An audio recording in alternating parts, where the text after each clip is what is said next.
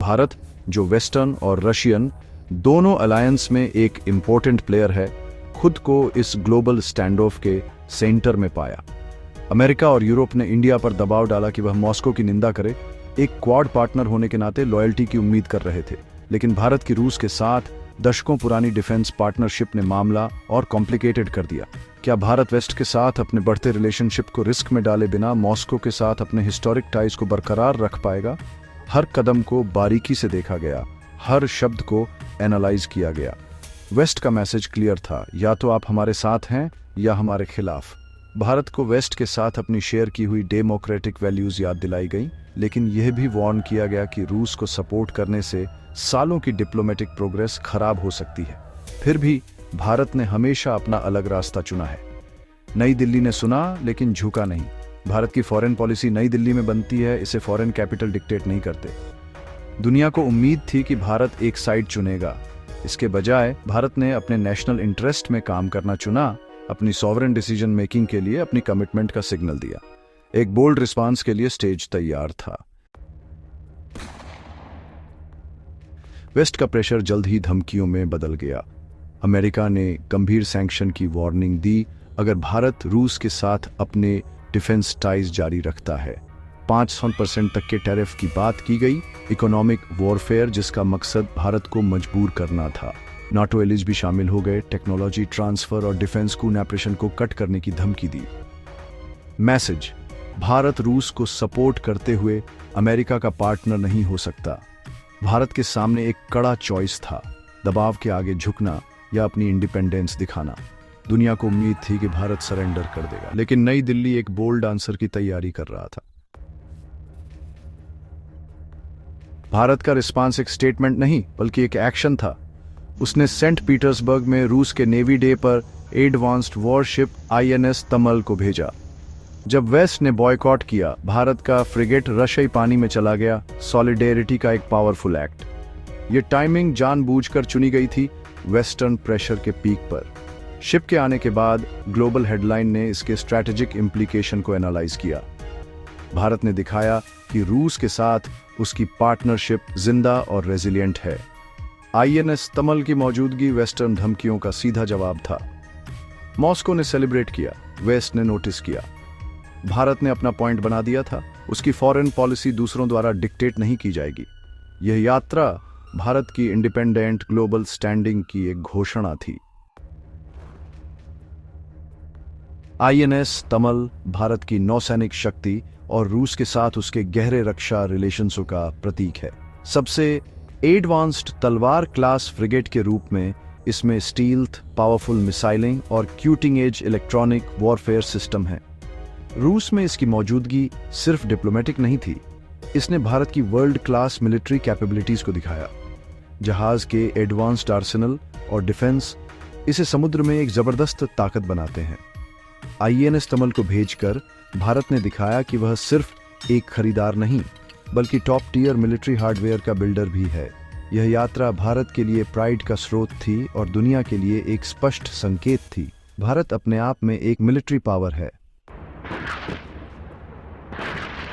पर्दे के पीछे एक और कहानी सामने आई, जिसमें HIMAX शामिल था, जो एडवांस्ड हथियारों के लिए एक पावरफुल एक्सप्लोसिव है। HIMAX का इस्तेमाल missile warhead, anti tank charge और रॉकेट प्रोपेलेंट में होता है, जिससे यह मॉडर्न मिलिट्री के लिए ज़रूरी हो जाता है। इसकी सप्लाई कुछ देशों द्वारा स्ट्रिक्टली से कंट्रोल की जाती है और अमेरिका ट्रांसफ़र पर कड़ी नज़र रखता है। युद्धरत देश को HIMAX की सप्लाई को सीधा मिलिट्री एड माना जाता है। एक बड़ी रेड लाइन। रूस वेस्टर्न सप्लायर से कटा हुआ। अपने डिफेंस इंडस्ट्री को बनाए रखने के लिए HIMAX की सख्त ज़रूरत थी। दुनिया ने सोचा, कौन इसे सप्लाई करने की हिम्मत करेगा? HIMAX प्रोवाइड करना एक ठोस हाई स्टैक एक्ट होगा, सिंबॉलिक जेस्चर से कहीं बढ़कर। भारत के लिए स्टेक्स बहुत बड़े थे। अमेरिका की वार्निंग के बावजूद भारत ने एक गुप्त ऑपरेशन में रूस को HIMAX कथित तौर पर ट्रांसफर किया। यह सीक्रेट सप्लाई रूस के डिफेंस प्रोडक्शन के लिए एक लाइफलाइन थी, जिसने उसे मिसाइल और एम्यूनिशन बनाना जारी रखने की परमिशन दी। भारत के लिए रिस्क बहुत बड़े थे। एक्सपोजर से गंभीर सैंक्शन लग सकते थे और वेस्ट के साथ संबंध खराब हो सकते थे। फिर भी नई दिल्ली ने कैलकुलेट किया कि रूस को सपोर्ट करना इस रिस्क के लायक था। भारत का अप्रोच दो तरफा था, INS तमल के साथ पब्लिक सपोर्ट और HMX के साथ शांत क्रिटिकल असिस्टेंस। इससे स्ट्रैटेजिक मैच्योरिटी और कॉन्फिडेंस दिखा। भारत ने कॉम्प्लेक्स रिलेशनशिप को मैनेज किया और अपने हितों को बनाए रखने के लिए कैलकुलेटेड रिस्क ली।